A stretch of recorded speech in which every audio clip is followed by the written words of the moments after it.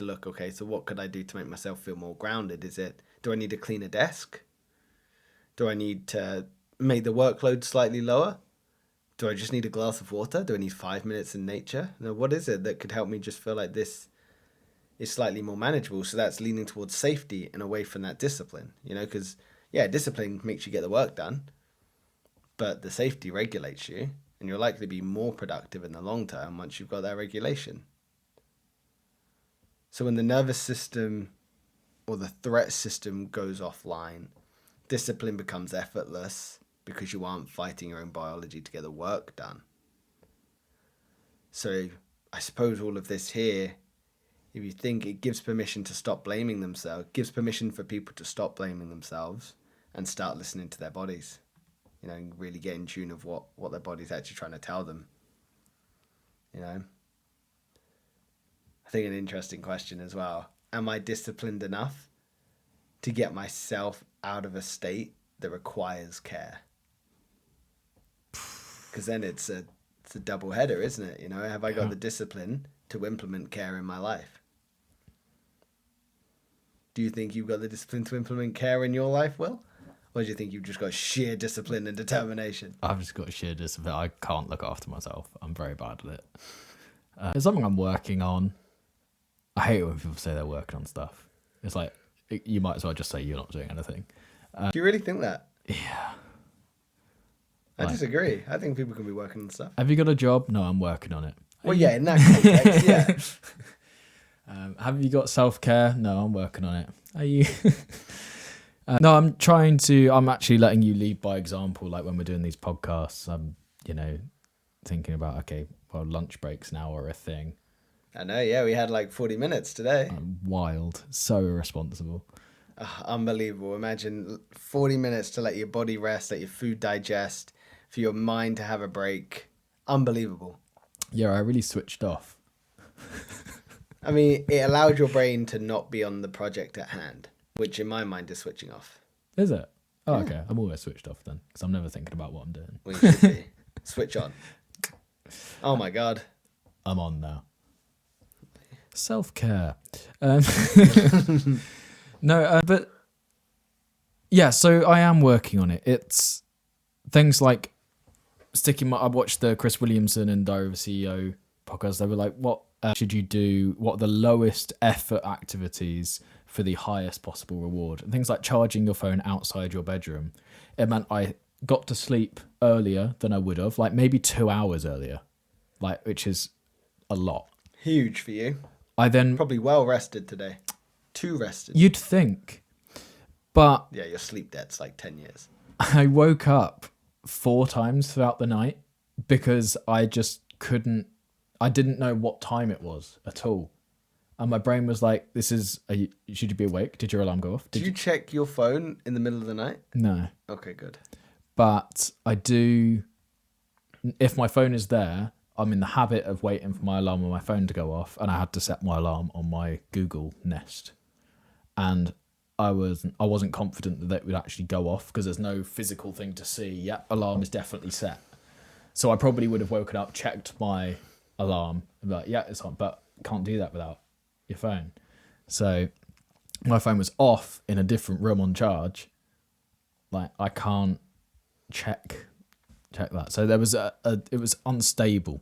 But what it does mean is over time I'll become more adapted to this new style of going to sleep, and then I'll be able to wake. And then I woke up and I went for a walk in the outdoors, and I saw the sky, I saw the sunrise, which I've not seen in years. It's not even early now. This is the worst part, dude. Yeah, no, I don't wake up till 8, and then I don't get out of bed until 9, 9:30, and then I lay in bed for that long. It's bad. Like I work, but I work from my phone. I respond to comments. I check the analytics. I input how much I've made. I have a look at my investment portfolio. I have a look at my bank to check how much is in there. I'm doing work like admin. I respond to emails. Nah, I couldn't live like that. My alarm goes off, I'm up. But that's, if you like, my admin portion of the day, or it was. So I'm happy I've removed it because I hate admin. It sucks.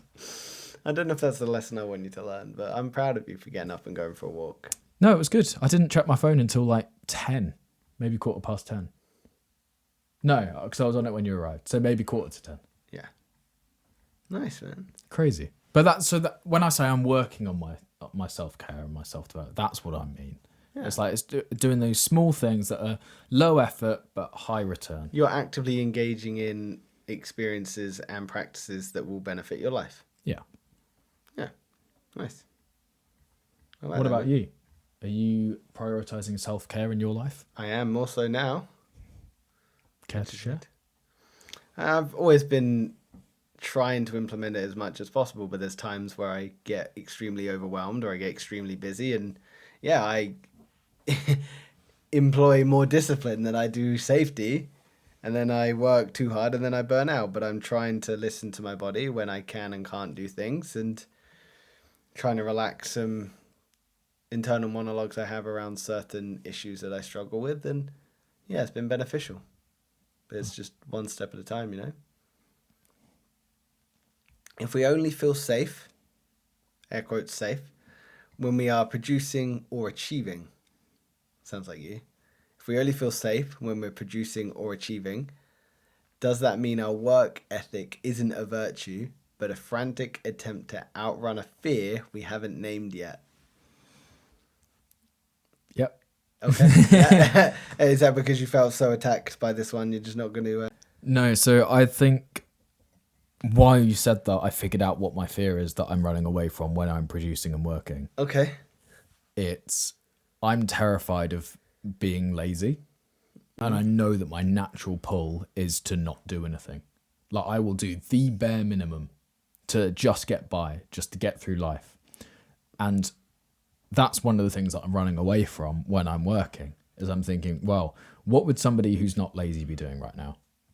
And then I stack that with, what would somebody who's not lazy achieve? And then it's like, whoa. So I could get all this stuff that I've always dreamed of and get like status, get sort of materialistic things, or have the ability to get them. And the only gap between me and that is how not lazy I am. Therefore, work ethic is the only answer. Well, I'm going to counter that with something Bill Gates said. I will always choose a lazy person to do a difficult job because a lazy person will find an easy way to do it. Yeah, that's true. So maybe this is how you've approached life, is you naturally lean towards maybe being slightly lazy. So like, how can I gamify life? How can I achieve the most amount I can with the minimal barrier to entry? I do always try and find the most efficient way of doing something. And I've definitely been through phases previously where I've cut corners. So are you a high achiever or are you just a high-functioning avoider? High-functioning avoider for sure.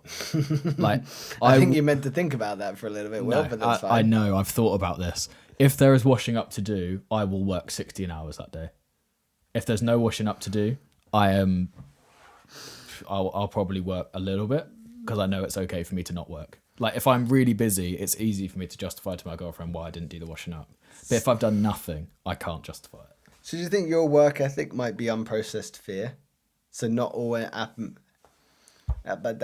not all ambition is aspiration. Some of it is fear with a strong resume. Yeah, absolutely. I've always said, like, you're always running away from the negative. You're always running away from something. I don't think you're ever working purely towards something because no sane person would. Yeah, are you running towards a dream or running away from a nightmare? I suppose most people's answers, if they really thought about it, is both. You know, yeah, of course I'm running towards a dream. That's what I tell myself I'm running towards. That's what I'm going to tell you I'm running towards, because that's a virtue signal, right? I'm going to tell you how great I am because I'm running towards this amazing dream. You're going to validate that dream so I feel heard, so I feel seen, so I feel like my life is worth it. But in reality, this unprocessed trauma is there, and that's what I'm running away from because I don't want to feel this. I don't want to acknowledge it. I don't want to even pretend it's there. So I'm just going to use it as motivation. Yeah. So we wear our 80-hour work week like a badge of honor. But psychologists suggest that many high achievers are actually fleeing from a sense of worthlessness. Today we're looking at a hard question, man, which is your drive an asset or a symptom? Will, have you ever noticed that if you have a day of nothing to do, you start to feel anxious or even depressed? And if so, why is doing nothing so scary for you?